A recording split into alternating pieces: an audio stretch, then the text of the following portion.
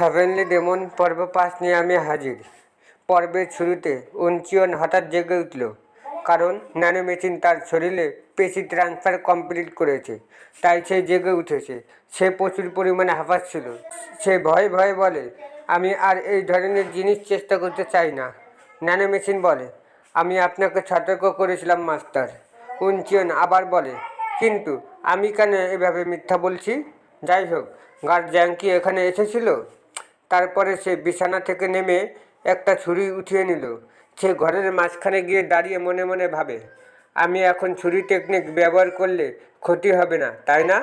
Nano machine বলে, আমি আপনার পেশি, ফাইবার এবং টেন্ডনকে একই লেভেলে পরিবর্তন করেছি, যিনি 20 বছর ধরে ট্রেনিং করেছেন। তারপরে উনচিয়ন চোখ বন্ধ করে লম্বা একটা নিঃশ্বাস নিল। তারপরে সে একটা পজিশন নিল। তার ডান হাতের ছুরিটি আস্তে আস্তে করে ঘোরাচ্ছিল। হঠাৎ সে তার ডান হাতে পুরো শক্তি লাগিয়ে সামনের দিকে স্ল্যাশ করে। সে টেকনিক পারফর্ম করার সময় মনে মনে ভাবে, এটা সেম সিকোয়েন্স, কিন্তু আমার মুভমেন্ট আরও অ্যাকুরেট এবং পাওয়ারফুল। তাকে দেখে খুশি মনে হচ্ছে, কারণ বাতাসের মধ্যে স্ল্যাশ করার অনুভূতি ছিল অবিশ্বাস্য। তারপরে সে ডান পা এবং ডান হাত উপরে উঠিয়ে প্রথম সিকোয়েন্স কমপ্লিট করে, এবং এখন সে প্রথম স্টেপ দ্বিতীয় সিকোয়েন্স কমপ্লিট করার জন্য তার পায়ের পুরো শক্তি লাগিয়ে মাটিতে আঘাত করে, যার কারণে পুরো ঘরটি ভূমিকম্পের মতো কেঁপে উঠল। সে হঠাৎ থেমে গিয়ে নিচের দিকে তাকালো। সে মাটিতে পায়ের ছাপ দেখে ঘাবড়ে গেল, কারণ সে ইন্টারনাল টেকনিক ছাড়া মাটিতে পায়ের ছাপ ফেলেছে। উনচিয়ন তার পায়ের ছাপের কাছে গিয়ে বসে পড়ে এবং তার পায়ের ছাপের দিকে তাকিয়ে বলে, দেখে মনে হচ্ছে আমি অল্প হলেও এক্সটার্নাল টেকনিক জানি, যদিও আমার কাছে ইন্টারনাল টেকনিক একটুও নেই। জ্যাং যদি এটি দেখে সে পাগল হয়ে যাবে।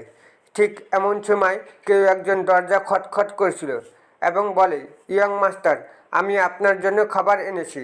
হঠাৎ জ্যাং এর আওয়াজ শুনে উনচিয়ন ঘাবড়ে গেল এবং সে পায়ের ছাপ মোছার চেষ্টা করছিল, কিন্তু সে কিছুতেই পায়ের ছাপ মুছতে পারছিল না। হঠাৎ জ্যাং দরজা খুলে ভিতরে ঢুকে পড়ল এবং বলে, ইয়ং মাস্টার। ঠিক তখনই উনচিয়ন টেবিলটা তার পায়ের ছাপের উপরে টেনে আনে, যাতে জ্যাং তার পায়ের ছাপ দেখতে না পারে, এবং সে বলে, আজকে আমার অনেক খিদে লেগেছে, তুমি ভালো করেছো আমার খাবার এনে। জ্যাং জিজ্ঞেস করে, কিন্তু আপনি সবসময় জানালার পাশে বসে খাবার খেতেন। উনচিয়ন বলে, আমি একাডেমিতে চলে যাব, কবে আসবো না আসবো তার কোনো ঠিক নেই, তাই আমি ঘরের মাঝখানে বসে খাবার খাবো। উনচিয়ন মনে মনে ভাবে, আমি আশা করি সে খেয়াল করেনি। জ্যাং খাবারগুলো টেবিলে রেখে দেয়। খাবারগুলো ছিল একটা প্লেটে শাকভাজি আর গরুর মাংস আর ভাতের উপরে ডিম ভাজি। এগুলো ছিল উনচিয়নের প্রিয় খাবার। উনচিয়ন খুশিতে তার চোখের পানি টলমল করছিল, কারণ জ্যাং তার প্রিয় খাবারের বিষয়ে জানত। যেহেতু আজকে সে একাডেমিতে চলে যাবে, তাই সে শেষবারের মতো জ্যাং এর হাতের খাবার খাবে। উনচিয়ন খাবার খাওয়ার শুরু করে এবং সে বলে, আমি আর একটুও খাবার রাখবো না, সব খেয়ে ফেলবো। তাকে খেতে দেখে জ্যাং খুশি হয়। জ্যাং বলে, আপনি আস্তে আস্তে খাবার খান ইয়ং মাস্টার। উনচিয়ন খাবার শেষ করে চপস্টিক টেবিলের উপরে রেখে দিল। তখনই জ্যাং উদাস হয়ে বলে, তুমি কি আমার টেকনিক জ্যাং উনচিয়নকে চুরি শব্দটি বলতে পারেনি, তাই সে আবার বলে, তুমি কি আমার কাছ থেকে ছুরি টেকনিক শিখতে চাও? জ্যাং এর কথা শুনে উনচিয়ন অবাক হয়ে গেল। সে বলে, তুমি এর মানে কি বোঝাতে চাচ্ছ? ঠিক তখনই জ্যাং টেবিলটি ছড়িয়ে দিয়ে নিচের দিকে ইশারা করল এবং সেখানে স্পষ্টভাবে একটা পায়ের ছাপ ছিল। জ্যাং পায়ের ছাপের দিকে তাকিয়ে মনে মনে ভাবে, প্রথম স্টেপের দ্বিতীয় সিকোয়েন্স এবং পায়ের ছাপটি আগের চেয়ে অনেক গভীর, আমি ভুলছিলাম না। উনচিয়ন মন খারাপ করে মাথা নিচু করে মনে মনে ভাবে, মুরিমে অন্য যোদ্ধাদের টেকনিক চুরি করা কঠোরভাবে নিষিদ্ধ। তারপরেও আমি ন্যানো মেশিনের শক্তির দ্বারা অন্ধ হয়ে গিয়েছিলাম এবং চিন্তাহীনভাবে কাজ করেছি। জ্যাং আমাকে অপমান করলেও আমার কিছু বলার নেই। জ্যাং হাঁটু করে বসে এবং খুশি হয়ে বলে, আপনি ভালো করেছেন ইয়ং মাস্টার। উনচিয়ন চমকে উঠল। জ্যাং আবার বলে, এটা কোনো ব্যাপার না যে আপনি আমার টেকনিক গোপনে শিখেছেন। যদি 6টি সেক্টর চুক্তির জন্য না হতো, আমি আপনাকে আরও আগে তাড়াতাড়ি শিখিয়ে দিতাম। জ্যাং এর কথা শুনে উনচিয়নের চোখে খুশির আবেগে পানি চলে আসে। জ্যাং একটি কাগজ বের করে। উনচিয়ন জিজ্ঞেস করে, এটা কিসের কাগজ? জ্যাং বলে, এই কাগজের মধ্যে ছুরি টেকনিকের জন্য কিউআই সার্কুলেট মূল্যবান টিপস আছে। উনচিয়ন জিজ্ঞেস করে, কিন্তু কেন তুমি আমাকে এটা দিচ্ছ? জ্যাং বলে, আমি আপনাকে ব্রিথিং টেকনিকও দেব, তবে আপনি একাডেমিতে ভালো টেকনিকের বই পাবেন, আপনি সেগুলো ভালোভাবে শিখতে পারেন।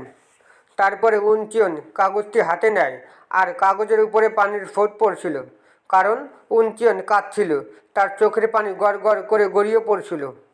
জ্যাং উনচিয়নের দিকে উদাস হয়ে তাকিয়ে আসে আর মনে মনে কল্পনা করে। উনচিয়ন তার মায়ের লাশ ধরে কাঁদছিল আর বলে, জ্যাং, আমি শপথ করছি আমি আর কখনোই কাঁদব না, আর কখনোই না। জ্যাং খাবারের প্লেট নিয়ে যাওয়ার সময় মনে মনে ভাবে, লেডি হাওয়া মারা যাওয়ার 5 বছর হয়ে গেছে। ইয়ং মাস্টার চিয়ন সেই সময় খুব সাহসী ছিলেন, কিন্তু সে এখনও শুধু একটা বাচ্চা, যে তার বাবা মায়ের ভালোবাসার প্রয়োজন। কিন্তু জ্যাং দরজার সামনে গিয়ে হঠাৎ দাঁড়িয়ে পড়ে এবং বলে, আপনি একবার একাডেমিতে ভর্তি হলে আমি আপনার পাশে থাকতে পারবো না, তাই আমি আপনাকে এখনই আপনার চোখের পানি ছেড়ে দেওয়ার পরামর্শ দিচ্ছি এবং এখন থেকে আরও শক্তিশালী হয়ে উঠুন।